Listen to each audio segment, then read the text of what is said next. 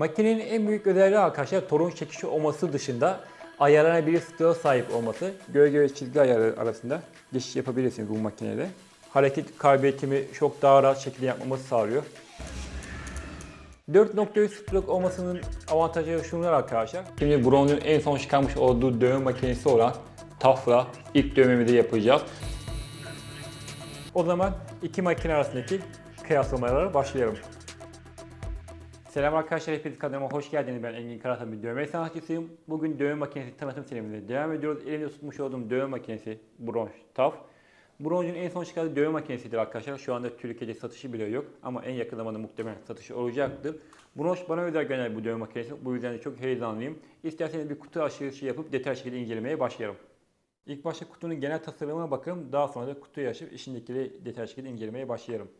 Kutunun genel tasarımı benim çok hoşuma gitti. Fark ettiyseniz Mario karakterindeki torun çekişine benziyor. Zaten kutuda da onu aslında anımsatmışlar sanki biraz. Böyle etrafında şimşekler falan var. Gayet şık olmuş. Makinemizin markası zaten şurada yazıyor. Brown TUF Wireless Pen. O zaman kutumuzun kapağını açalım.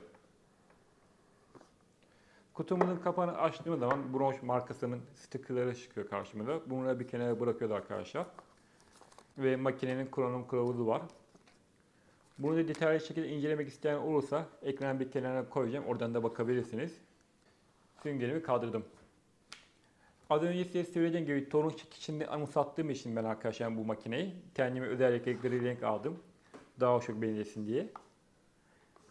Şimdi makineyi de bir kenara bırakıp kutunun içindeki diğer malzemelerimi çıkartırım. Bir tane güç kaynağımız var. Fiş. Bir tane RCA aparatımız var. Bir de ara kablomuz var. Type-C ve USB uçlu. Ve yedek lastiklerimiz var arkadaşlar. Kutumuzun işleri buradaki gibi. Teknik özelliklerine geçelim ve makineyi detaylı şekilde incelemeye başlayalım. Makinenin en büyük özelliği arkadaşlar torun çekişi olması dışında ayarlanabilir stroke sahip olması. 2.5 stroke ile 4.3 stroke ayarlanabiliyor. 4.3 stroke olmasının avantajları şunlar arkadaşlar. Bir makinenin stroke ayarı ne kadar yüksek olursa o kadar kolay şekilde kalın çizgi atabilirsiniz bu makineyle. Bu makineyle de çok kolay şekilde kalın çizgiler atabileceksiniz. Makinenin pil hakkında size bilgi vereyim. 2000 mAh pil gücüne sahip, gerçekten yüksek bir pil gücüne sahip arkadaşlar bu makine. Ortalama size 7 saat ve 10 saatlik bir çalışma ekranı sunuyor ve 2-2,5 saatte de pili full doluyor. Aynı zamanda bunu isterseniz RCA aparatı takıp da kablolu şekilde kullanabiliyorsunuz. Onu da size göstereyim. Kafa kısmını bir defa döndüğünüz zaman otomatikman çıkıyor. Aralarında zaten dişleri var. O dişleri de araya oturttuğunuz zaman döndüğünüz zaman yerine oturuyor arkadaşlar. Aynı dişler RCA aparatında da var. Şimdi RCA aparatımı takacağım. Ve döndürdüm. RCA aparatımı taktığımız zaman da kablolu şekilde bu makineyi kullanabiliyorsunuz. Aynı zamanda RCA çıkışlı güç kaynakları da var arkadaşlar. Brown'un kendi sitesinde zaten onlar da mevcut. İsterseniz o güç kaynağını takıp da dümdüz bir pen şeklinde bu makineyi kullanabiliyorsunuz aynı şekilde kablosuz olarak. Şimdi RCA aparatımı geri söküyorum ve torun çekiş kısmını geri takıyorum oraya. Bu arada makinenin toplamda 5 rengi var. Onu da zaten ekranda şu anda görüyorsunuz. İstediğiniz rengi seçebiliyorsunuz. Hepsi de birbirinden güzel. Ben özellikle gri seçtim ve ayrıca de kırmızıda da bayılmadım değil aslında. Onu da arayabilirsiniz. O size kalmış. Makinenin ağırlığı 260 gram. Evet, biraz ağır olabilir ama ağır olması benim hoşuma gitti çünkü hareket kabiliyetimi çok daha rahat şekilde yapmamı sağlıyor. Belki de bu meslek eski olduğumdan dolayı çünkü eskiden çok daha ağır makinelerle çalışıyordum. Yeni makine bana çok hafif geliyordu. Bu benim için çok daha uygun oldu ağırlığı. Grip kalınlığı 32 milim arkadaşlar. Yüksekliği 13.5 santim bu şekilde. Üstündeki aparatı söküp RCA aparatı taktığımız zaman da 11.2 santim yüksekliği var. Bu arada bazı kişiler hala bana iğnenin boyutunu nasıl ayarlarım diye soruyorlar. Tuttuğumuz yer yani grip yerinden döndüğünüz zaman arkadaşlar iğne boyutunu ayarlayabiliyorsunuz. İğne boyutu ayarlamak da bu kadar kolay. İsterseniz size bir de makinenin ekranı hakkında bilgi vereyim. Ekranı bu şekilde. Makinemizin ekranında toplamda 3 tane tuş mevcut arkadaşlar. Üst taraftaki tuş power tuşu makineyi açıp kapatmaya yarıyor. Alt taraftaki tuşlar da voltaj ayarı yapmanıza yarıyor. Yani voltajı düşürüp ya da yükseltmeye yarıyor. Power tuşumuza uzun basarsak eğer makinemiz açılır. Power tuşuna tekrar uzun bastığımızda makinemiz kapanır.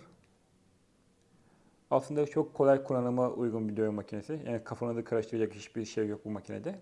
Makinemiz iki türlü aşırıyor bu arada. Bronz V12'yi hatırlarsanız oradaki gibi power tuşuna iki defa peş peşe basarsanız makine tekrar aşıracaktır. Sol taraftaki tuşumuz alttaki voltajı yükseltmeye, sağ taraftaki tuşumuz da voltajı düşürmeye yarıyor. Makinemiz iki hafızaya sahip dövme makinesi. Hem çizgi hem de gölge ayarlarını ayrı ayrı kayıt edebiliyorsunuz. Şu anda ortasında tam S işareti yazıyor. Yani Shadow gölge ayarında. Power tuşuna iki defa peş peşe bastığınız zaman da çizgi ayarına geçiyorsunuz. Yani kolaylıkla gölge ve çizgi ayarı arasında geçiş yapabilirsiniz bu makineyle. Power tuşuna tekrar bastığınız zaman da makinemiz çalışacaktır.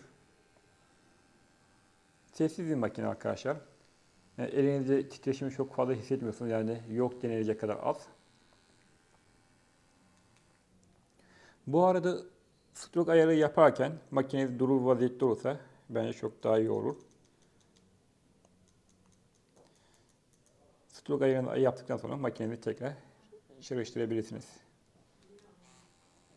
Bu arada ben bu makineye dövme işlemi yaptım arkadaşlar. Şimdi dövme işlemimizi izleyelim. Daha sonra da makine hakkında deneyimlerimi size detaylı şekilde anlatacağım. Ve Bronz V12 ile Bronz TUF'ı kıyaslamasını yapacağız. Aralarındaki özellikleri tek tek hep beraber birlikte bakacağız.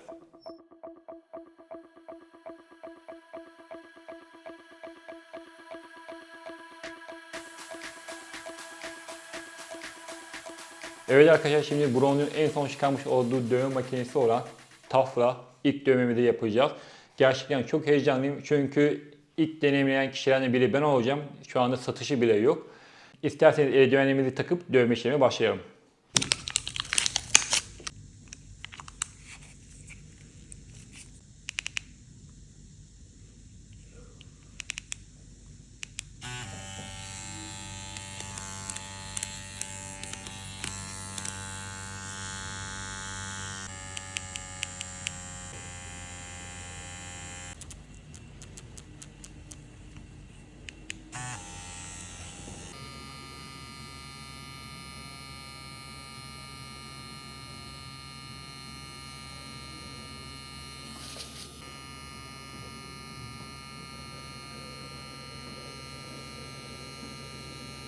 Şu anda 7.3 voltajı çalışıyorum arkadaşlar. Stroke ayarımda 4 stroke. Makinenin ucunda zaten 10.03 iğne var. İlk hissi aktif olarak gayet iyi. Makine kavraması gayet güzel. Bronz V12'ye göre bir tık ağır. Ama ağır olması benim hoşuma gitti.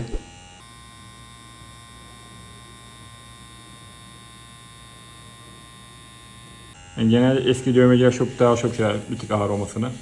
Çünkü daha önceden kullandığımız makineler çok daha ağırdı. Hem makineye biraz daha hafif. Biraz ağır olması aslında daha iyi oluyor. Bu kısımdan sonra ben videoyu hızlandırmaya başlayacağım. Çünkü büyük bir dövme yapıyoruz. Hızlandırılmış şekilde çekeceğiz. Tabii dövme işlemi sırasında kullandığım iğneler hakkında size bilgi vereceğim. O yüzden siz hızlandırmayın videoyu. Normal şekilde izlemeye devam edin.